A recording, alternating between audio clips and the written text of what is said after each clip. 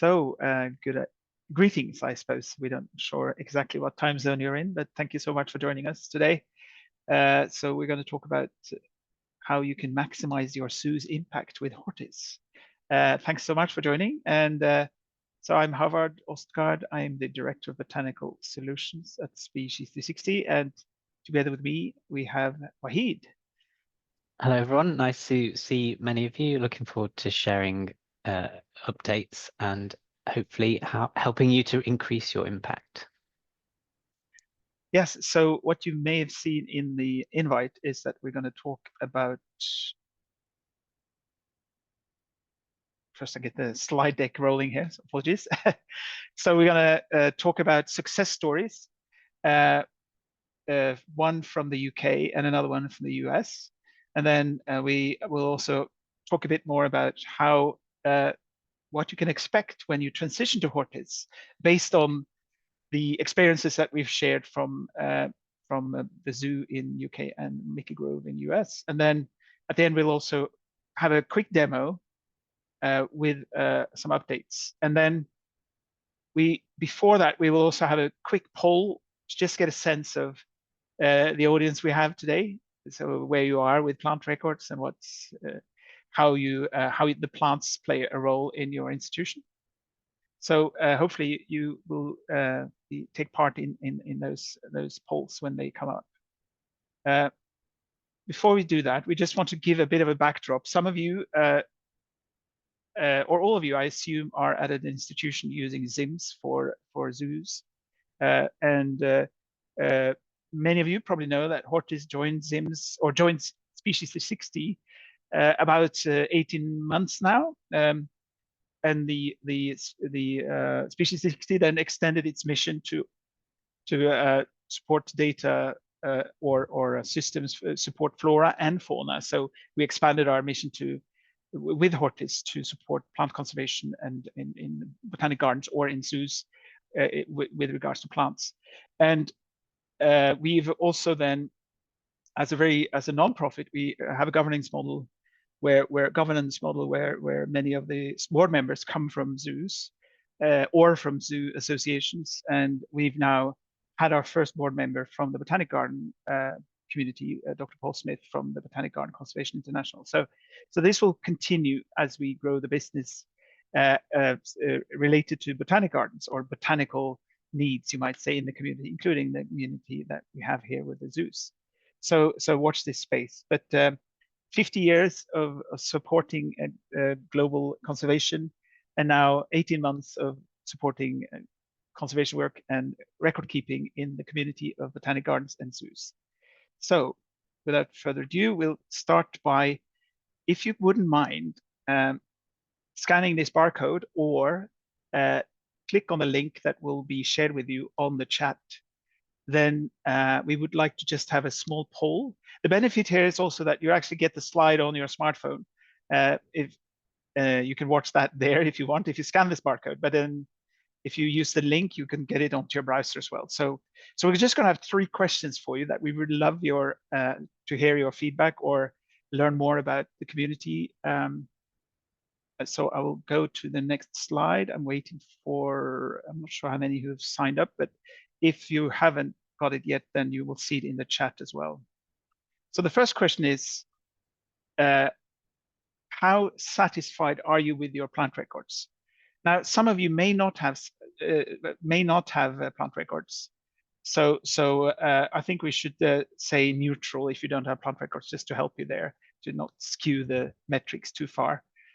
And what we've seen is, in general, in the global community, that many people struggle with plant records because it is non-trivial to get people try to set up spreadsheets or access databases, and it's quite difficult to get that working well. So we'll let this poll run for another 30 seconds just to get a bit of a sense of where people are.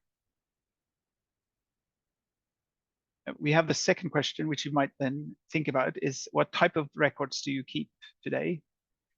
I'll let that roll for another 10 seconds. Okay, so how do you keep your records today? So do you have plant records on paper, spreadsheets? Do you have some sort of custom-made solution on an Access database, a FileMaker database, GIS tool or something? Or do you have a commercial plant records, or do you have no plant records?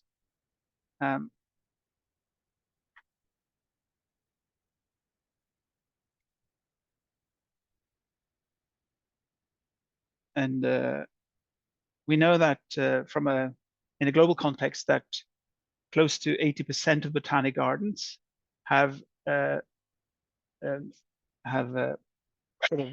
in that lower spectrum of basic solutions, and so we don't have good data on the metrics in the zoo community on what type of solutions. That are sort of anecdotal numbers we get is that quite a few are in the spreadsheet and sometimes in the Access database kind of spectrum. And today we see a bit of a mix, paper-based and no plant records, etc. So that's very helpful. Thank you. The last question, which is also something we would like to learn more about from the community in the zoo community, is how the role of plants, what kind of role does plants play in the zoo? This might be a bit tricky to answer, but use your sort of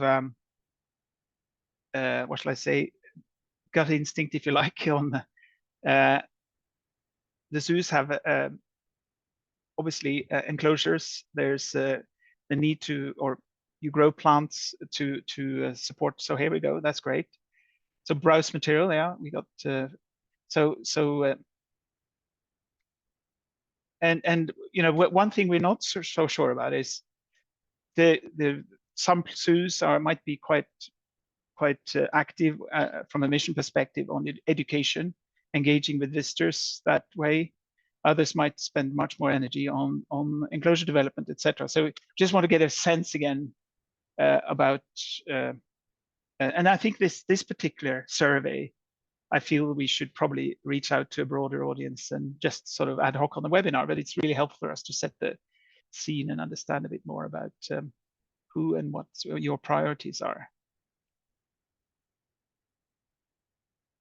And I see browse material is growing. Not no pun intended there. It's been eaten at the same time, I suppose. We'll let that go for another 30 seconds.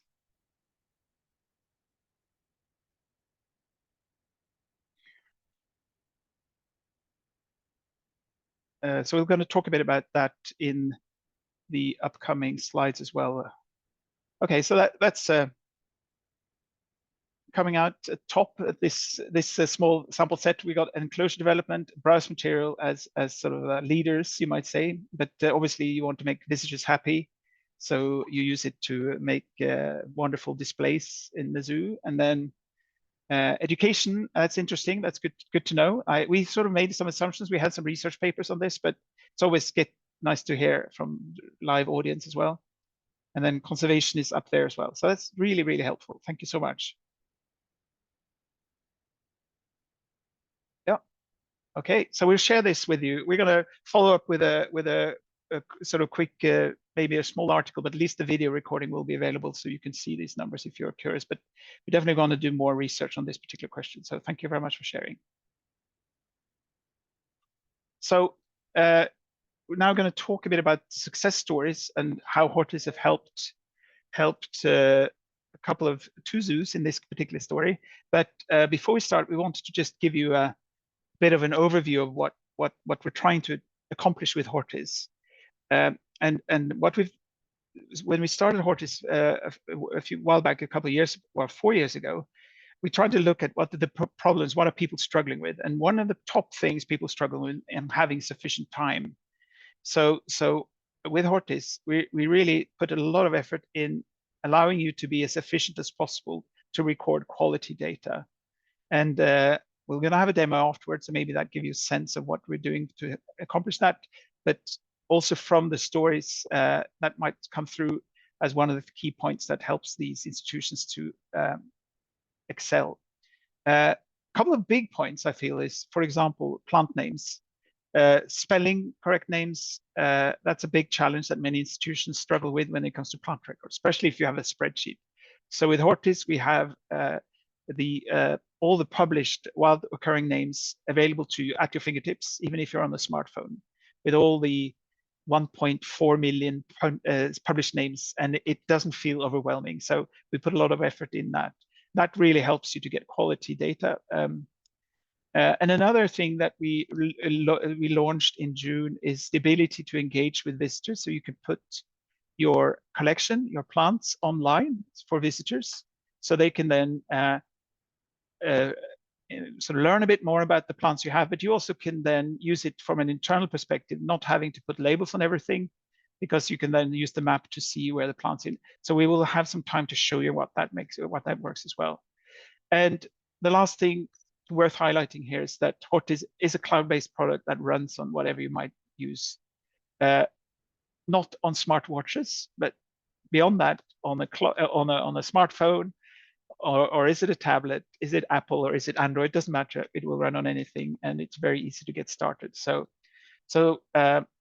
just a backdrop, and then with that in mind, I think we'll hand over to Wahid. We're going to talk a bit about a couple of what should we say, botanical heroes in the zoo world.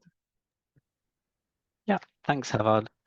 Yeah, so a few months ago, or probably about 6 months or so ago now, we started a new blog post series celebrating the successes of people around the world.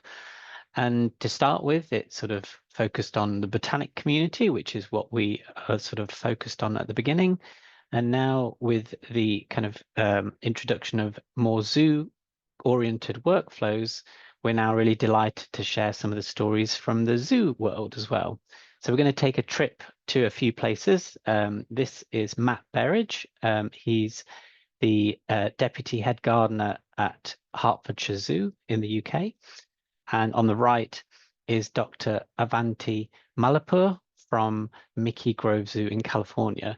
And although neither of them could be with us today, but we've got the pleasure of sharing their story and their words to you as well. So without further ado, we'll head first to Hertfordshire Zoo. Now, my geography is not the best, but hopefully you all know where that map is pointing to.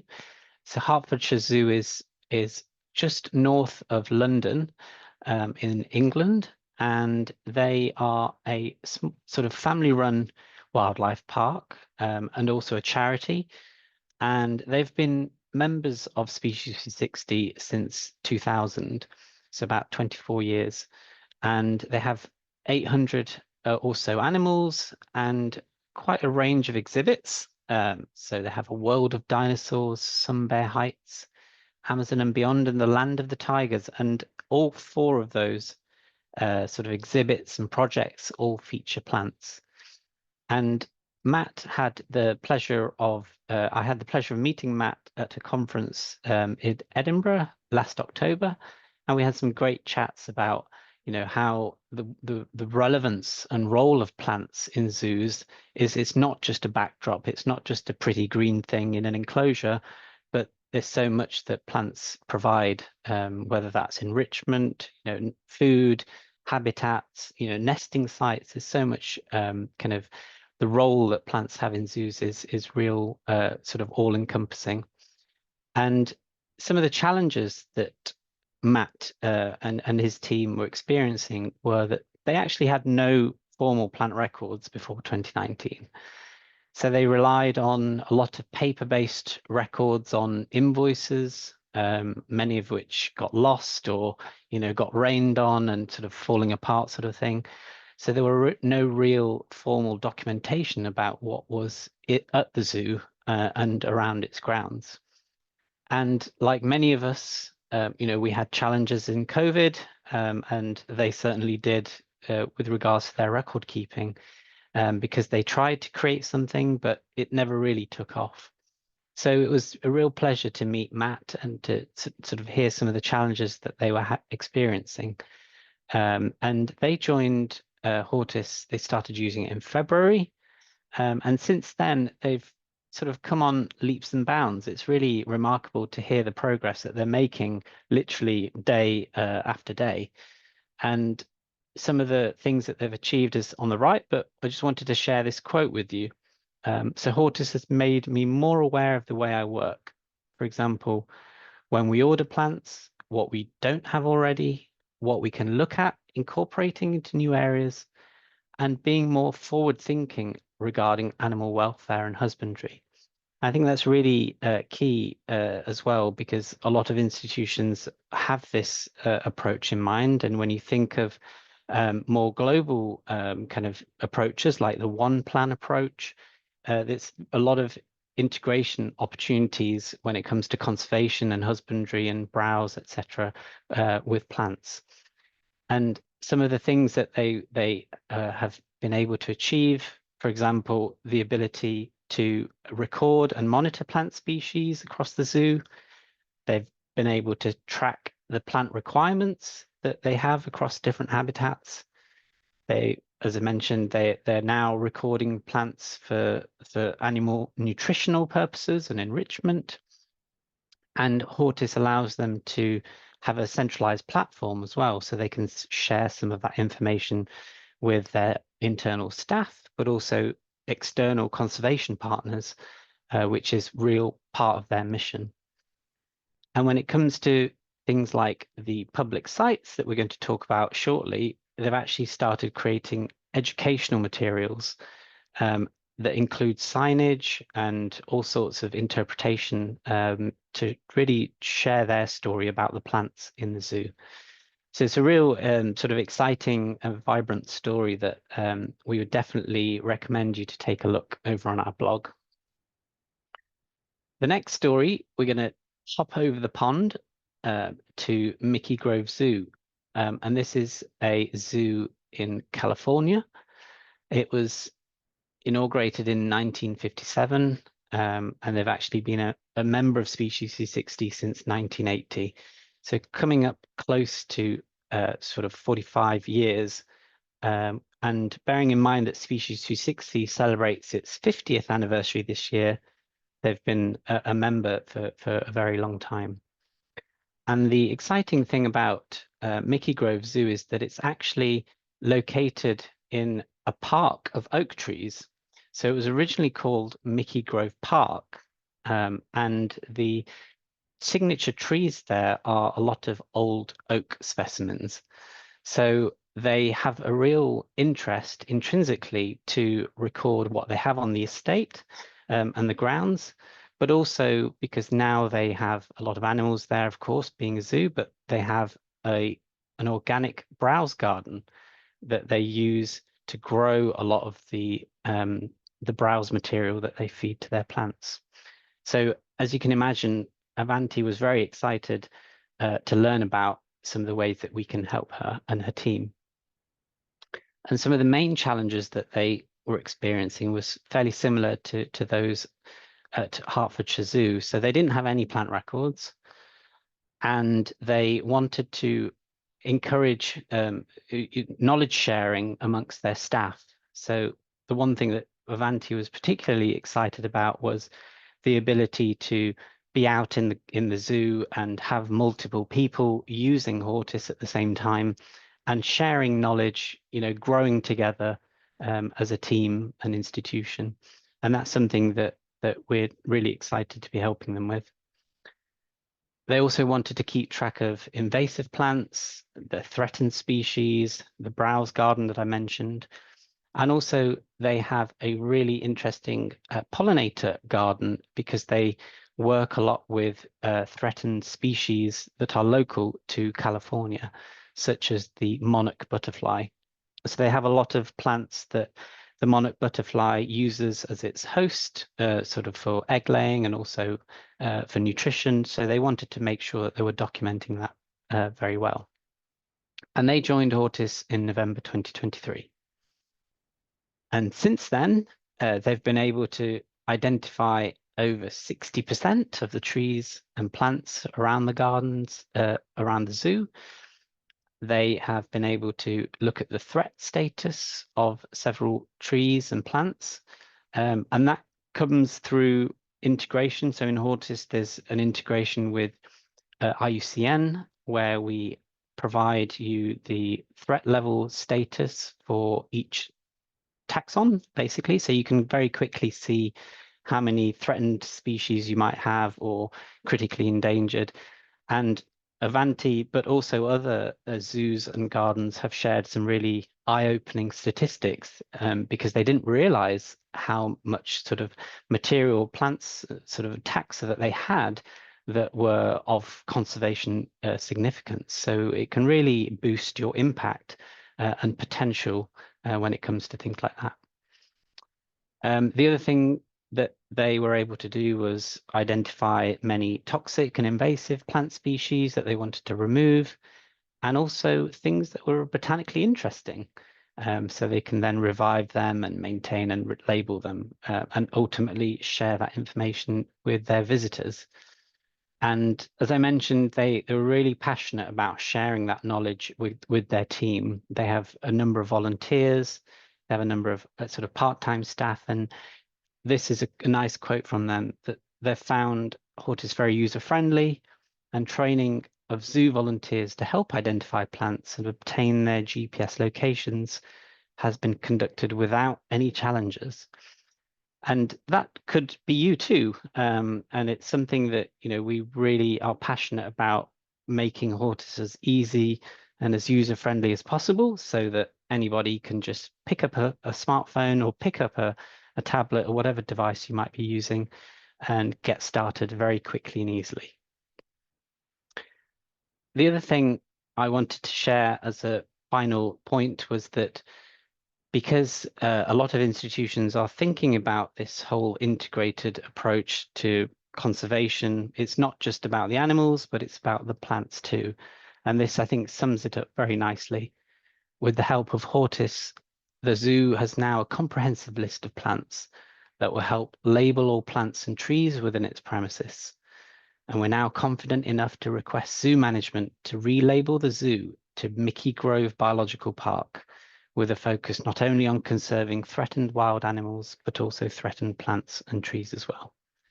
And I think that sentiment sort of goes across the whole community of zoos, botanic gardens and aquariums who are thinking about conservation and their impact as an institution as a whole. So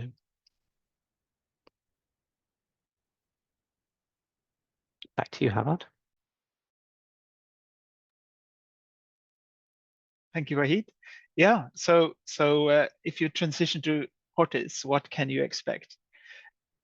So we try to summarize from these two stories, but in general, what we see when people adopt Hortis is the most fundamental part is to get plant records that are reliable.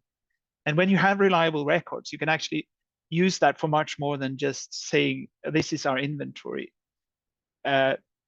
Further down the line, if you could use it for strategic tool, make decisions, inform management, engage with the friends of the zoo. There's so many opportunities when you have reliable records. The other part that's been highlighted several times is how you manage your plant collection, efficiency around that. The cost of data capture is one of the key points we're trying to reduce with Hortis. And then, of course, very, very important to be able to share and capture the knowledge that you have in the institution, so that that can be brought and shared between staff rotation and onboarding new staff. Makes a big impact when it's available in one place.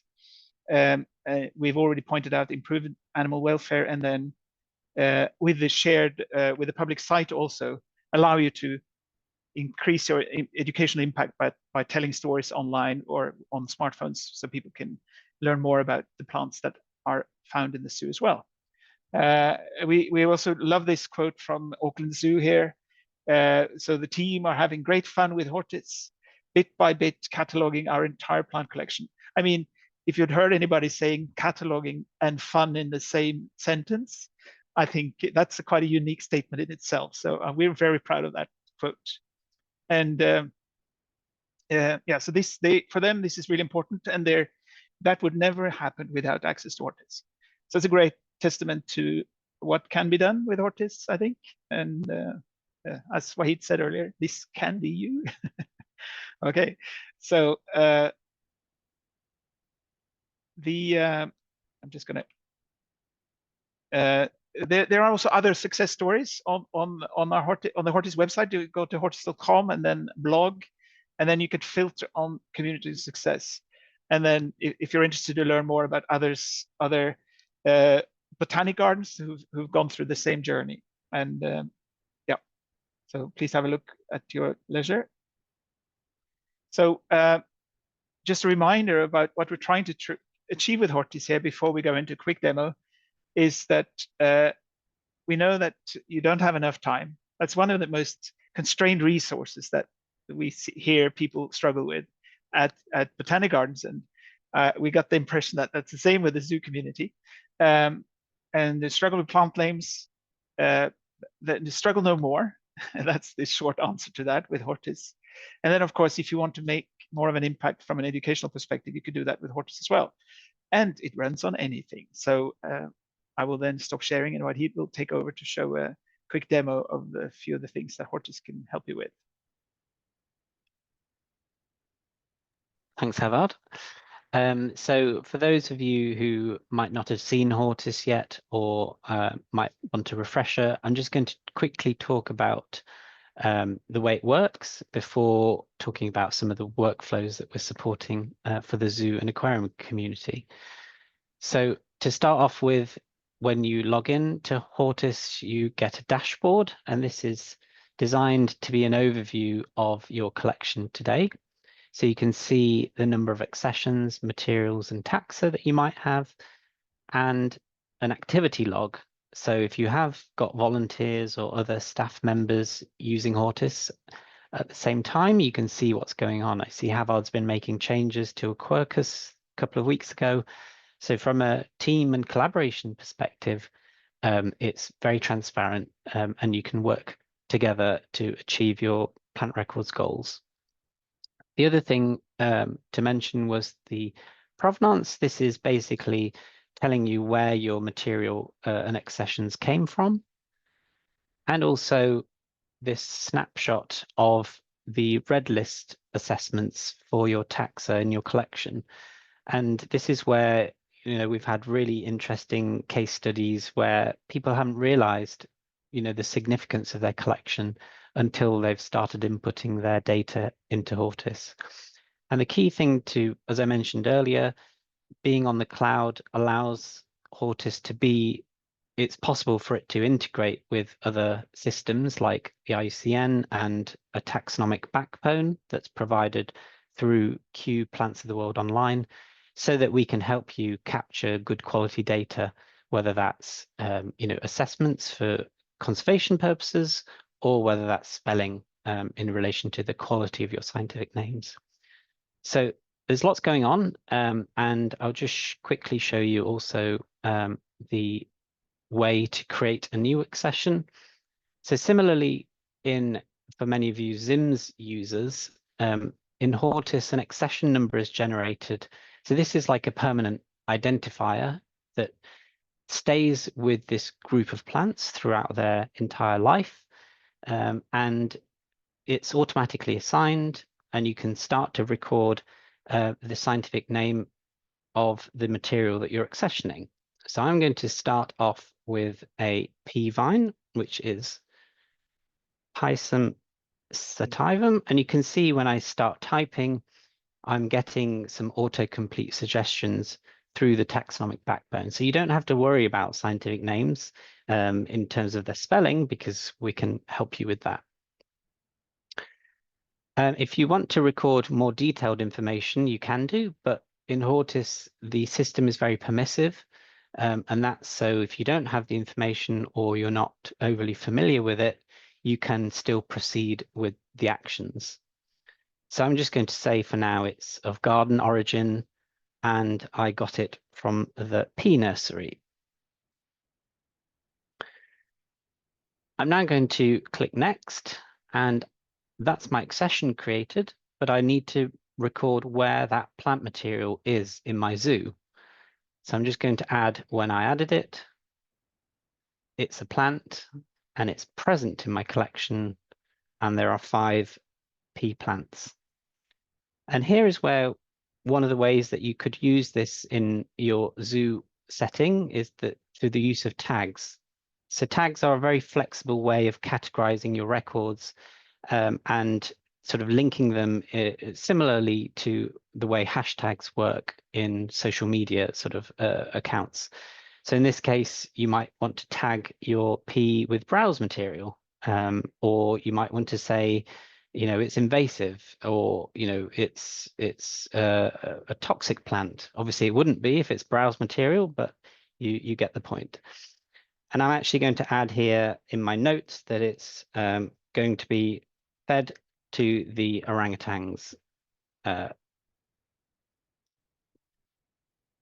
So I'm actually also going to record when it was last observed and the condition of the plant. And finally, mark the location. So this could be your enclosures, it could be your beds, it could be, whatever you want really. Basically define a location in your garden and record the position in your zoo. So for example, let's say my orangutan enclosure is over here. I'm just going to move the map and confirm that. So once you've recorded your accession and plant material, you can save that and it will get added into the database.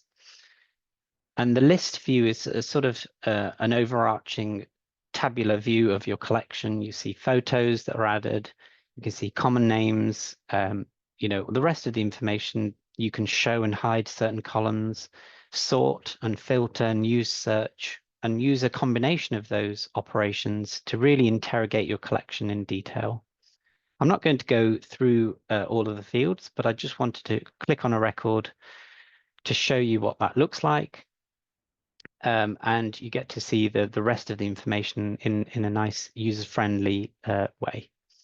And you can see some of the tags as well that this particular record is part of a fall trail. So you might be wanting to filter your collection based on a particular tag.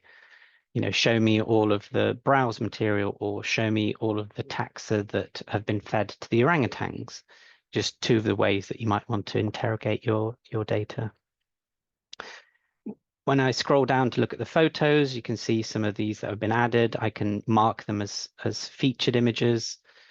And when it comes to the taxonomic information, which I'll just jump onto in a second, here's the activity log with some of the changes that you might be making to the record, which is particularly useful if you have a big team or others entering data. Let's just head quickly to this public and private setting. And this is where we lead on to the idea that you want to share your collection with the public, but you want to control what you share to them. So for example, it's very easy to mark things as private and vice versa if you want total control over what you share. Before I show you the map, I just wanted to quickly show you the taxon, which is where the derived data comes through from IUCN.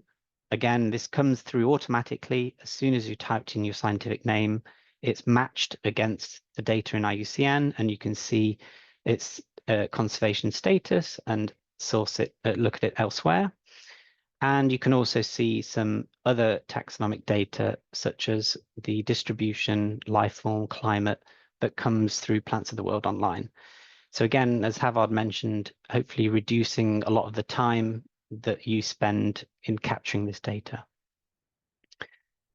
When it comes to the public sites, the interpretation is where you can record your story about a particular species or about a particular plant material. And if you don't have anything recorded here, we will give you that information via Wikipedia. So again, it's another easy way for you to build up your collection in a way that's suitable for public viewing very quickly and easily. So let's say you've built up your collection and you're ready to share it with the public. There's a simple toggle that allows you to switch that on, and you can, for reference, add a bit about your zoo add a bit about where it's located and how to contact the relevant person if people are interested in learning more. So let's take a look at what that looks like. And so just remember, this is what the public sees. So it's very visual. There's a lot of interactive elements. These are photos from your own zoo collection. A member of the public can very quickly and search, via scientific name or also via a common name. So there's multiple options there. It's nice and user-friendly. And when you click on a particular record, we share some of the simple taxonomic information for them that comes through the integrations that I talked about, and also a brief interpretation description, which can be sourced via Wikipedia, but if you want to put your own spin on it, you have that option to do that as well. And then the map is where it gets really exciting, because this, the maps are so powerful in the way they tell stories. They're very interactive and engaging. And this is just one of the ways that a member of the public can engage with your collection in the zoo. They can search the map, but they can also click on individual records and see the information. And if they're in your zoo, and you're interested in that label-free interpretation, you can imagine as a visitor, they can be walking the paths right in front of the orangutans and learning more about the plants that you might have in there. So there's lots of options. Did you want to add anything, Havard? No, I think that's great. I don't think so. So I think you said it. It's worth repeating that by if you want to engage with the visitors, you actually just need to record the species name and where is it, and then the rest of the information is supplied with from Plants World Online and from Wikipedia, and then you could build on that narrative, take more pictures, etc., etc. So the idea of what we're trying to do here is to help you to get engage with your visitors at an early stage. So people think, oh, we need to map all our plants and then we can do it. You can actually just focus on a small cross section of your collection. Let's say all your oak trees or your petunias or whatever it is that is important to your zoo that you feel like is worthwhile. And then you could start building from that. So this doesn't take years; it can take weeks instead. So yeah, that's great. Thank you very much.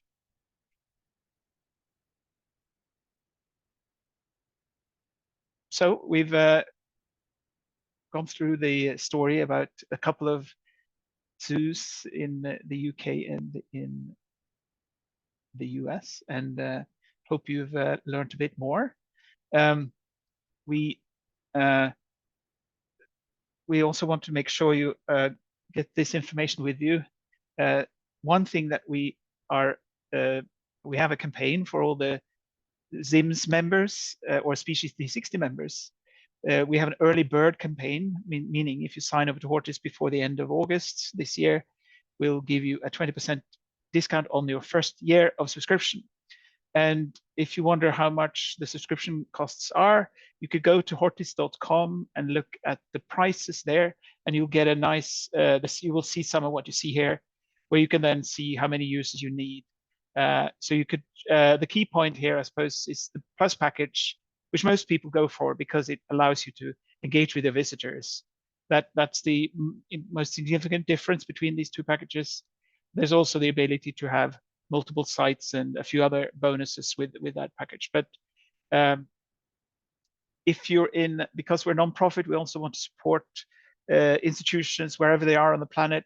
So there's also a payment option for gardens in or institutions in low economy regions. So there's more details about that on our website if that is your situation. And obviously the custom option is there as well for those who have very specific needs. So get in touch if you're not sure. If we have, for example, if you're an educational institution and want to use Hortis together with your curriculum, we have a few institutions who already do that. So they use Hortis as part of the training of future horticulturalists and botanists. So get in touch. And if you want to get started, it should be quite straightforward. Go to our website, hortis.com. There's an option there to try out Hortis by filling out a form. You can also book a demo with one of me or Wahid. It depends on when you book, what timing you book. And then if you want a quote or whatever, you can just connect to us there on the website. So that should be straightforward and easy. And you can, I'm sending a link here for you to the public website that Wahid demoed.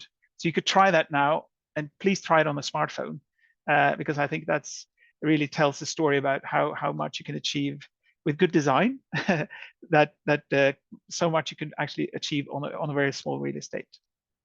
I think we have maybe a couple of minutes left on our calendar or on the clock if there are any questions at the end of the session.